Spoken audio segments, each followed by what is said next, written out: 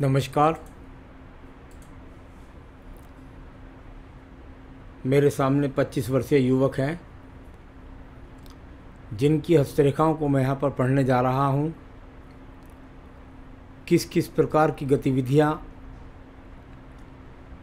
आपके हाथों में बनी हैं, आपके उंगलियों पर बनी हैं, आपके पर्वतों पर बनी हैं, इन सब गतिविधियों को मैं वर्तमान में पढ़ूँगा और उनके फलों को, उसके सवालों के जवाब को अंत में बताता हूँ आपको।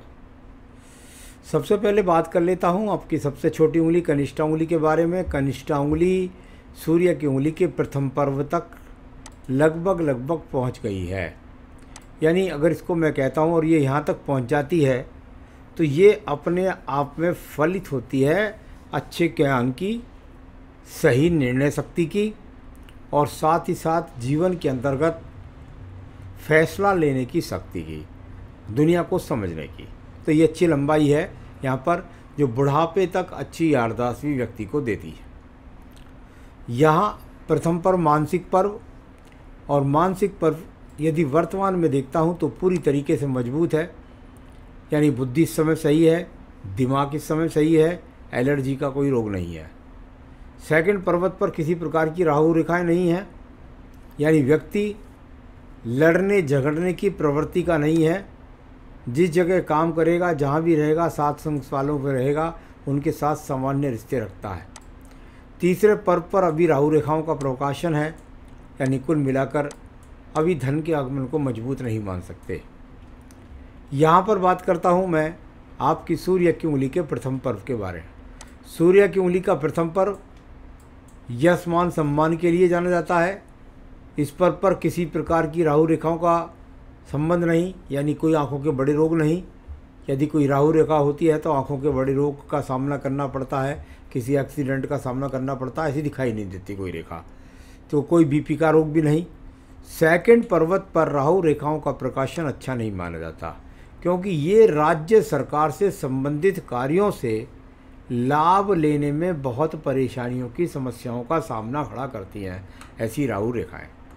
तीसरा पर्व कुल मिलाकर के यहाँ आपकी उंगली थोड़ा सा विभाजित भी होगी, जुड़ने के बाद में ऊपर उंगलियाँ आपस में थोड़ा अलग हो जाती हैं।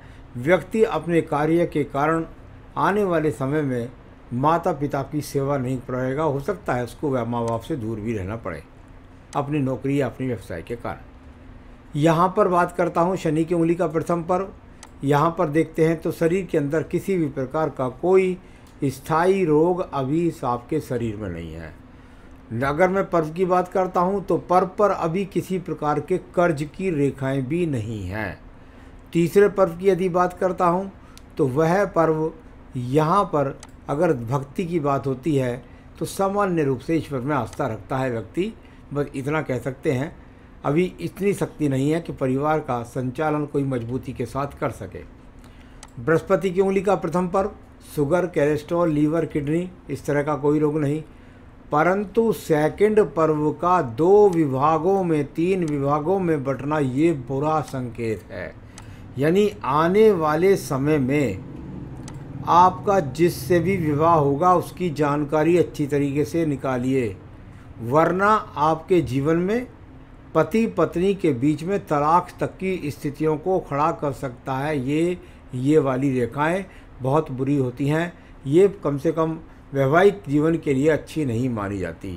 साथ ही साथ इन रेखाओं के होने के साथ में व्यक्ति के जीवन के अंतर्गत अगर उसके पास अपनी कुंडली नहीं है तो वह पत्नी की कुंडली भी किसी विद्वान से या मुझसे दिखा सकते हैं, जिससे मैं बताऊंगा कि ये आपके साथ निभा जाएगी या नहीं, या किसी भी व्यक्ति के साथ निभा जाएगी या नहीं। तीसरे पर्व पर संतान सुख रेखाएं हैं, अभी उस पर कोई बहुत मजबूती नहीं है।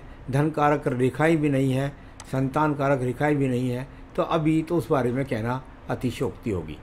आइए बात कर लेता हूं मैं यहाँ पर आपकी बुध पर्व के बारे में। एक रेखा बुध पर्व पर निकली, ये स्थायी रेखा हो गई।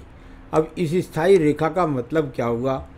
ये वो रेखा है कि व्यक्ति अगर चाहे तो उसके अंदर ऐसा टैलेंट है, ऐसा बुद्ध का ज्ञान है कि उस ज्ञान के द्वारा वो धन के आगमन बना सकता है।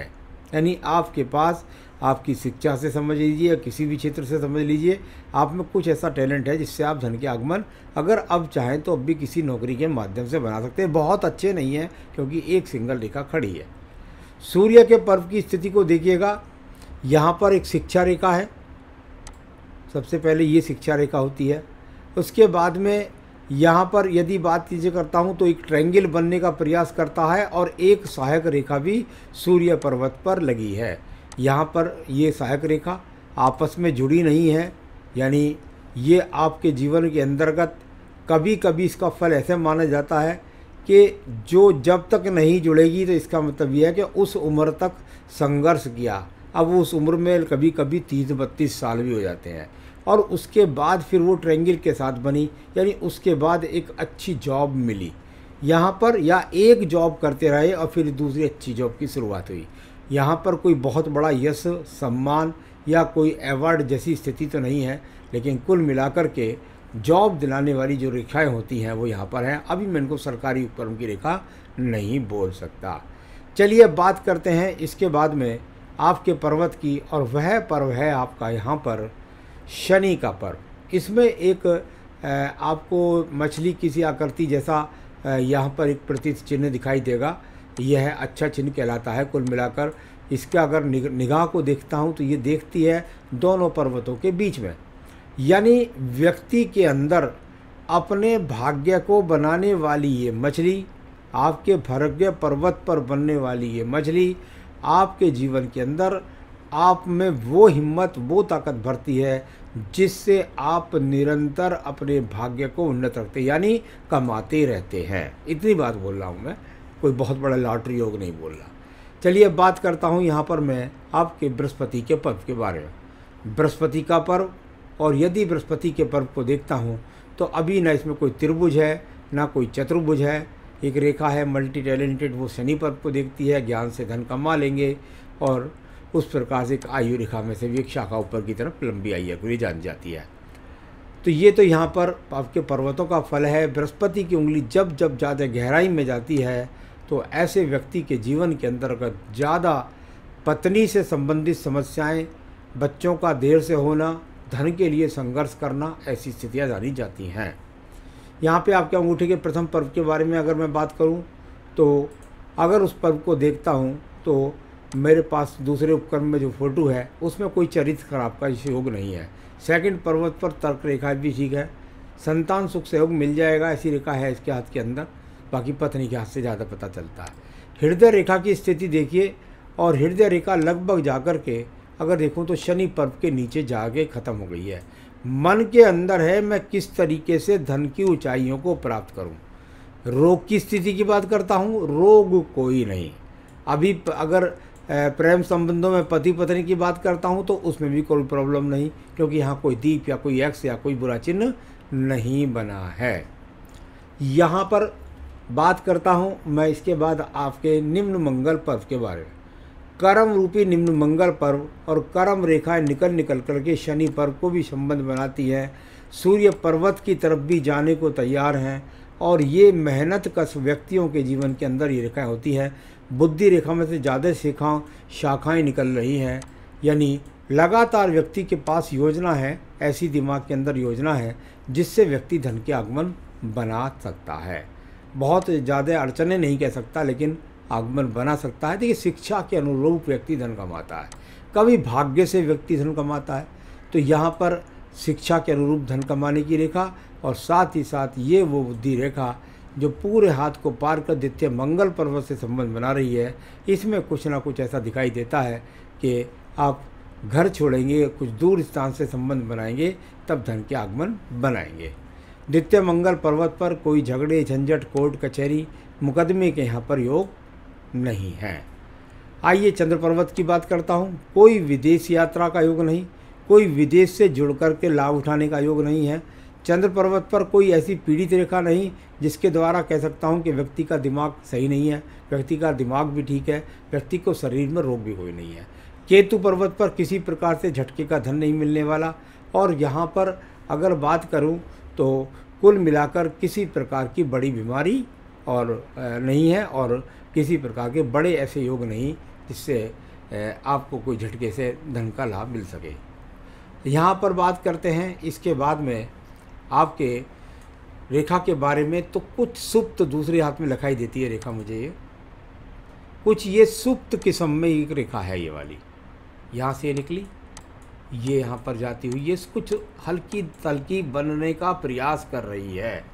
अभी अगर मैं इसको कहूँ तो इसका व्यापार स्वरूप अच्छा नहीं है, लेकिन एक स्वरूप आपकी भाग्य रेखा पे मैं पढ़ूँगा और यहाँ से भी दिखाई देता है कि यदि ये रेखा टूटती नहीं है और एक साथ मजबूती के साथ बनती हुई बुध पर्वत तक पहुँचती है, आने वाले समय में हो सकता है 5-7 साल लग जाए, तो ये कोई भी एक चीज़ के अंदर व्यक्ति का महारत होती है और उसके द्वारा व्यक्ति धन के आगमन बना लेता है।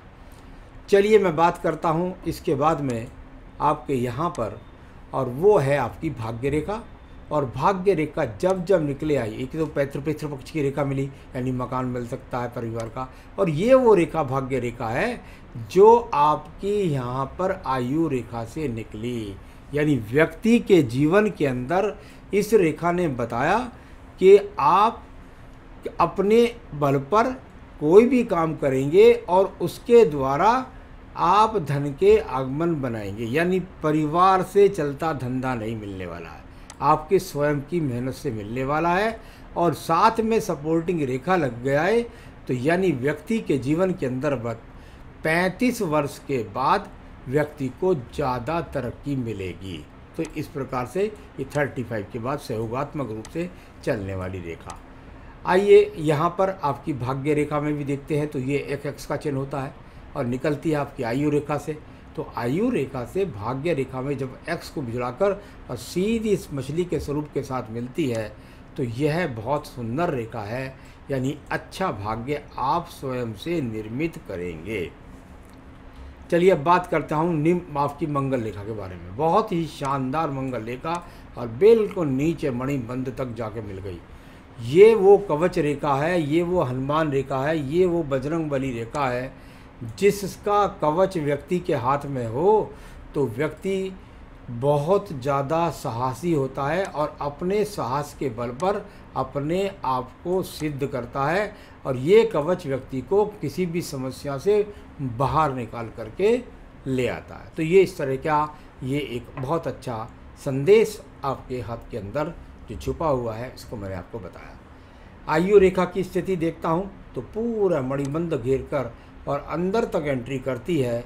यानी आपके जीवन के अंतर्गत ये आपकी आयु के मजबूत पक्ष के लिए जानी जाती है। 85 तक ये चली जाती है। नीचे अभी यहाँ पर बहुत सारी रेखाएं एक दूसरे को काट रही हैं। अभी इनके फलों की अगर बात करूँ, नीचे भी चूड़ीदार बनती हुई यव के से चिन्ह बनाता हुआ पूरा मणिबंध है। यानी वर्तमान में तो संघर्ष चल रहा है और संघर्ष की ऊंचाइयों को प्राप्त करने का संघर्ष चल रहा है। यहाँ शुक्र पर्व किसी प्रकार के दूषित चरित्र को तो नहीं दर्शाता, तो सामान्य रूप से सामान्य संसाधन का शुक्र पर्व भी है। यानी सामान्य संसाधन व्यक्ति के पास है। आपने मुझसे सवाल जो पूछा है, सबसे पहले सवाल पूछा है आपने, किस दिशा में मेहनत करूं जो सफलता मिले। अगर मैंने आपके मंगल रेखा को देखा, जो मैंने बजरंग बली रेखा कवच रेखा बोली थी, दूसरा मैंने आपके यहाँ प्रथम मंगल को देखा, वो भी अच्छा, द्वितीय मंगल रेखा भी अच्छी, और यहाँ से निकलने वाली आयु रेखा से पहुंचकर शनि पर्व को बनाने वाली रेखा भी। यानी कुल मिलाकर कहीं ना कहीं व्यक्ति के जीवन में मंगल का इन्वॉल्वमेंट बहुत अच्छा है। यानी एक इंजीनियर के लिए भी अच्छा हाथ होता है ये।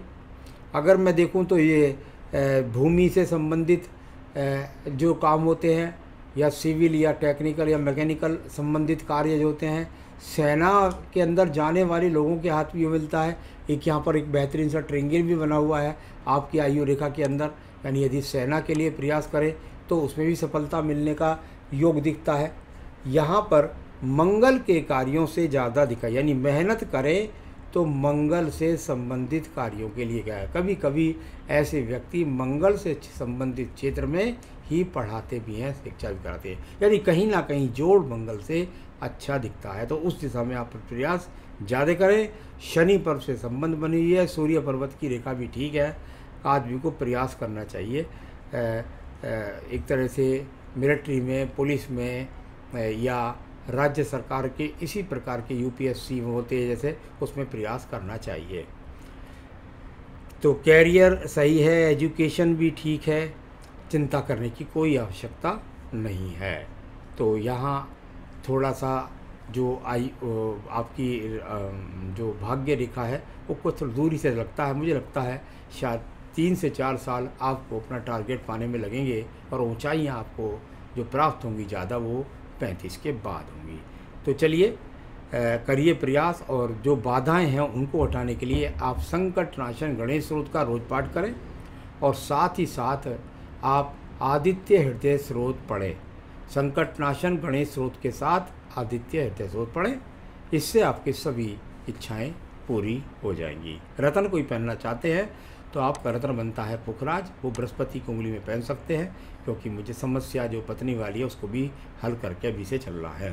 साथ ही साथ आप चाहे तो इसे मुझसे भी मंगा सकते हैं, आपके स्थान तक पहुंचा सकता हूं। नमस्कार।